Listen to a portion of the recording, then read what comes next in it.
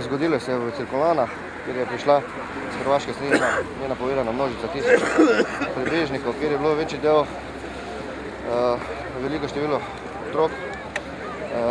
Hoteli smo zagotoviti, da vse otroke, ki smo mali otroki, najmanjši naš je imel 2 meseca. Noč je bila megla, malo rosilo, niso brez oblačil, brez vsega. Skušali smo na vse strani, vse organizacije smo klicali, da bi se nekaj pokrivala, pa to jim prinesli, pa ni bilo poslišano, potem smo se pa sami dogovorili, da bomo pač te ljudi dali v naša vozila in ogrevali na 1 uro. Ker to so bili dojenčki, ki so že bili skoraj podhlajeni, to se je drlo, lačno. Opremo smo dobesedno dali ven, moštvo iz vozil. Vozilo smo ogreli maksimalno, koliko se dali, na 1 uro smo potem mamice, starše s temi otroki davali vozila, s tem, da smo množice so spale.